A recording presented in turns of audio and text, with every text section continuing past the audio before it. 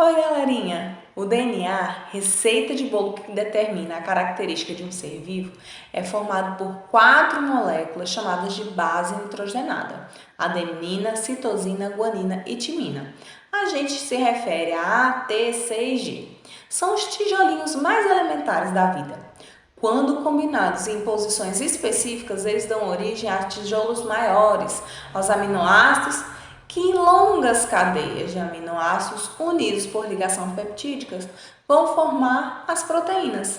As proteínas são estruturas base essenciais a todos os seres vivos e regulam cada um de seus aspectos vitais, desde o metabolismo, a aparência até a característica de personalidade, por exemplo. Eu sou a Aline Luna, professora de Biologia. Estou aqui hoje para falar sobre duplicação de DNA e síntese de proteína. Vamos lá?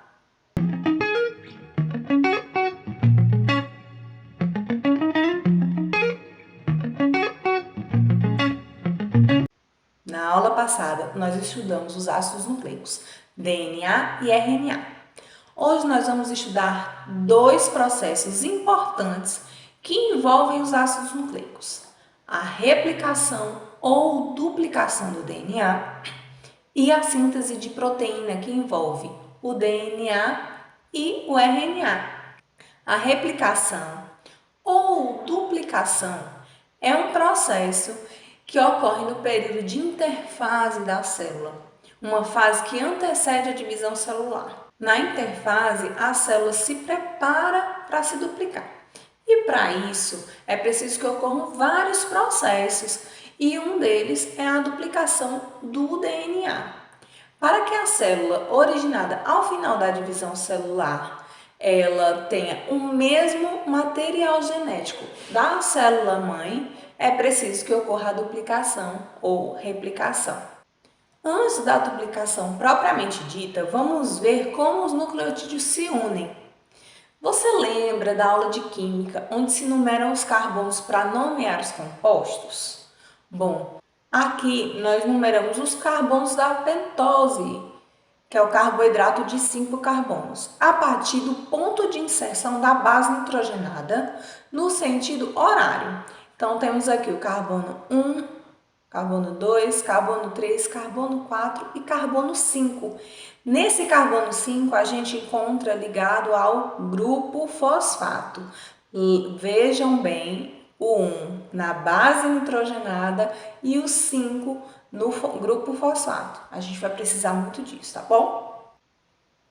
Na ligação entre nucleotídeos de uma mesma cadeia, o grupo fosfato de um nucleotídeo se liga ao carbono 3 do nucleotídeo seguinte. Então, essa ligação vai sendo iniciada do carbono 3 em direção ao carbono 5 do DNA. Isso aqui indica o sentido da fita: início 3, final 5. Já a fita complementar, aqui a fita complementar, entendam? Aqui é uma fita do DNA e aqui é outra. Já a fita complementar, ela começa em 5 linhas e termina em 3 linhas. Isso quer dizer que elas estão em sentidos opostos, e por isso a gente diz que as fitas as fitas de DNA elas são antiparalelas. Essa sequência é importante para entender como se dá a replicação do DNA. O primeiro passo para ocorrer a autoduplicação do DNA é o desenrolamento da dupla hélice. E depois vamos separar as bases das fitas complementares. E isso é feito com a ajuda de enzimas chamadas helicase, que promove a quebra das pontes de hidrogênio que unem as duas bases, as duas fitas. Cada fita separada ela serve como molde para uma fita complementar. Vejam, aqui essa fita azul é a fita original. Com o auxílio de uma enzima chamada DNA polimerase, as bases nitrogenadas elas vão se pareando à sua complementar. Por exemplo, a timina se une à adenina, a citosina à guanina. Após o processo de pareamento das bases, 2 novas moléculas de DNA se formam inteiramente novas. Então, vamos ver aqui o que a gente tem. Observem aqui a imagem. Imagine que esse DNA estava todo enroladinho desde aqui. A helicase foi desenrolando. Ao passo que foi desenrolando, aqui foram se unindo os nucleotídeos. Lembra, a direção dessa formação da fita complementar, ela é no sentido 5 linha, 3 linha. Para que eu preciso saber disso? Digo já para vocês. A DNA polimerase vai fazendo a união das bases nitrogenadas, formando aqui a fita complementar. Na verdade, é como se vou formando uma cópia. Aqui embaixo está acontecendo a mesma coisa, com um detalhe diferente. Lembra que eu disse para vocês que as fitas de DNA são antiparalelas? O que isso quer dizer? Que elas estão em sentidos opostos. Aqui embaixo, ela está em sentido oposto. Quer dizer que se essa daqui, a fita original, está no sentido 5 linha, 3 linha, a complementar, ela está no sentido 3 linha, 5 linha. E o que é que vai acontecer? Para formar o DNA complementar, é sempre do sentido 5 linha, 3 linha. Então, como é que esse DNA vai se formar? Conforme for se abrindo aqui a ligação entre a dupla fita de DNA, vai se ligando aqui no sentido 5 linha, ó, começou daqui e ligou um pouquinho, um pequeno fragmento. Aí nesse verdinho começou no sentido 5 linha, 3 linha, até onde ele tinha parado, outro fragmento. Aí aqui 5 linha, 3 linha e assim sucessivamente. No sentido 5 linha, 3 linha ainda vão formando pequenos fragmentos. Depois vem uma nova enzima, uma outra enzima chamada DNA ligase, que vai unir esses fragmentos de DNA. E aí vai se tornar uma fita integral de DNA. Ao final de todo esse processo de pareamento das bases, duas novas moléculas de DNA vão se formar. E aí eu vou ter uma fita do DNA original e uma fita nova, formada a partir do filamento original. Por isso a gente diz que a duplicação do DNA é semi-conservativa, porque sempre vai ter uma fita original e uma fita que é cópia. Lembrando, esse processo ele acontece para o aumento de número de moléculas de DNA, formando cópias que serão destinadas a novas células na divisão celular. Esse é um assunto que a gente vai ver lá na nossa próxima aula sobre divisão celular. Sabemos que o DNA possui informações importantes sobre o funcionamento do nosso organismo. Esse funcionamento ele se dá através de proteínas e enzimas que atuam no metabolismo celular, fazendo todo o nosso organismo funcionar. Então agora nós vamos ver como é que ocorre a produção dessas proteínas baseadas nas informações que estão presentes no nosso DNA. A síntese proteica é um processo pelo qual são produzidas proteínas. Esse processo ocorre nos ribossomos, tanto nas células procariontes como nas células eucariontes. E a síntese de proteína ela é essencial para que ocorra a manutenção do crescimento celular. Para esse processo acontecer, nós teremos o auxílio de 3 tipos de RNA. Coloquei aqui um resumo para vocês. O RNA mensageiro, ele carrega a informação, ou seja, a sequência de bases para poder formar a proteína.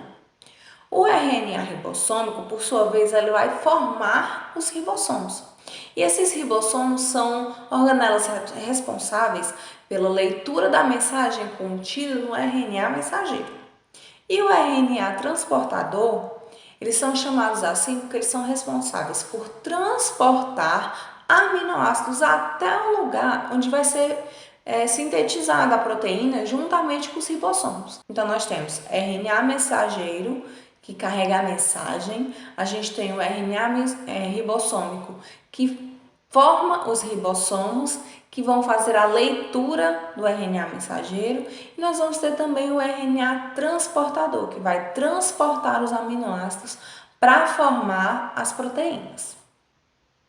Transcrição. O que é transcrever? Transcrever é copiar algo, não é? É copiar uma informação que o professor colocou no quadro, é copiar uma receita de bolo, é transcrever, é copiar. Na síntese de proteínas, a gente tem a transcrição, que é a produção de cópias da informação para a produção da proteína. É como se fosse uma receita que diz quais são os ingredientes que serão utilizados na produção dessa proteína. Uma enzima chamada RNA polimerase, ela vai formar o RNA mensageiro com base nos nucleotídeos que formam a receita para que forma a proteína.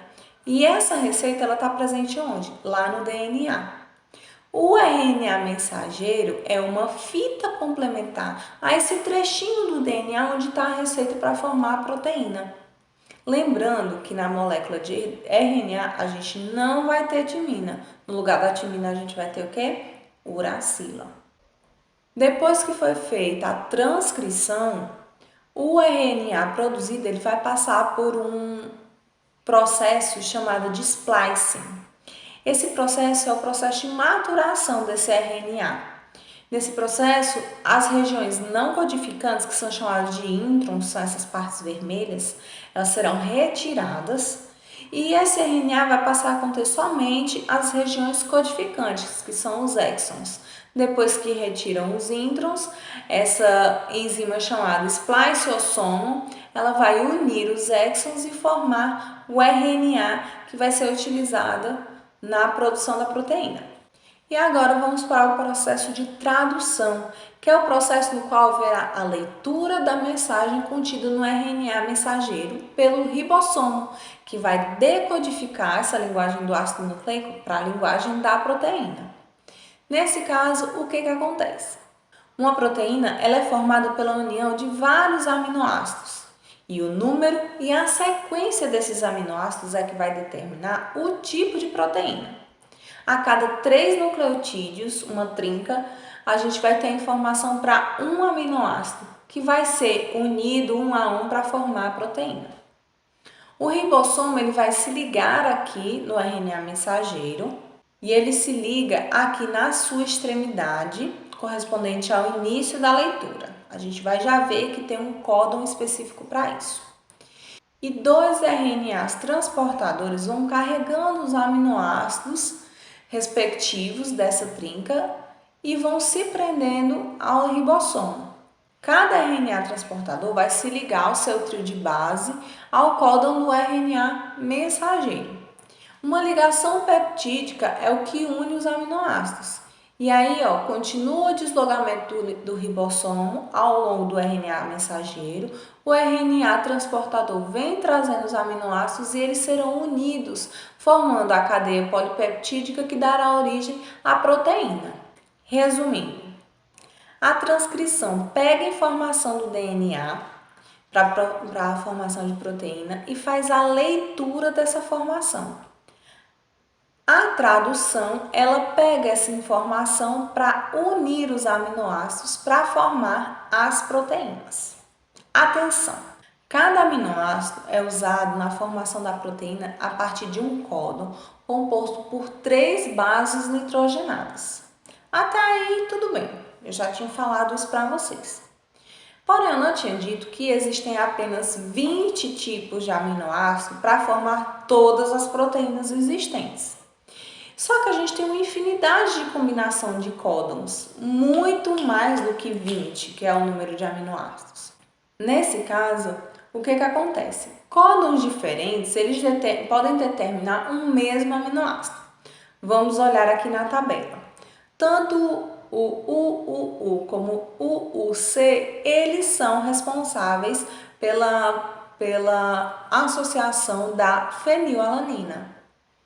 O UA ou o UG, eles dão origem à leucina. Mas olha quantos aqui outros dão origem à leucina. Então, a gente tem várias trincas que são responsáveis por trazer a informação daquele aminoácido. Outra coisa importante, nós temos códons especiais que não vão trazer informação de um aminoácido para a formação da proteína. Eles vão trazer informação de início e fim da cadeia para a produção dessa proteína. A metionina, ela é responsável por marcar o início da cadeia de RNA mensageiro para a produção de proteína. E nós temos aqui uracilo-adenina-adenina ou uracilo-adenina-guanina, que elas são stop codon. O que é stop codon? Elas vão marcar o final da cadeia de RNA mensageiro para a produção de proteína. Se por acaso em alguma questão de prova o professor vier pedir para você determinar qual é a sequência dos aminoácidos, não se assuste, você não vai ter que decorar essa tabela, ninguém sabe essa tabela de cor. Você vai ter que saber interpretar a questão e procurar aqui. Então vamos lá, vou ajudar vocês. Vocês vão determinar quais são as 3 bases. Se a primeira base nitrogenada for uma adenina, tá aqui a adenina. Se a segunda base for uma citosina, já vai estar nesse quadrinho, ó, adenina, citosina. Se a terceira base for uma guanina, tá aqui. Nesse caso, qualquer uma das 4 últimas bases, ela vai dar origem ao mesmo aminoácido. Então, vocês vão pegar as 3 bases, ver qual é o aminoácido correspondente, tá? Só queria aliviar vocês, não é obrigatório vocês saberem de cor essa tabela, tá ok? Relaxou? Beleza. Nessa aula, nós vimos o processo de duplicação de DNA, um processo preparatório para que a célula sofra divisão celular, que é o assunto das nossas próximas aulas. Além disso, a gente conheceu também o processo de síntese de proteína, quando ocorre a cópia de uma informação de DNA e essa cópia é utilizada para a união de aminoácidos que darão origem à proteína. O que você achou da aula de hoje? Comenta aqui embaixo o que é que você achou, se você gostou, se ficou alguma dúvida. Coloca essa dúvida aqui embaixo também, que aí eu respondo você, tá bom? Ah, só mais um pedido. Não esquece, se inscreve aqui no canal, curta nossas aulas, compartilha com a galera toda. Você vai ajudar muita gente e vai me ajudar também. Eu aguardo você na próxima aula sobre divisão celular. Um grande beijo. Tchau, tchau!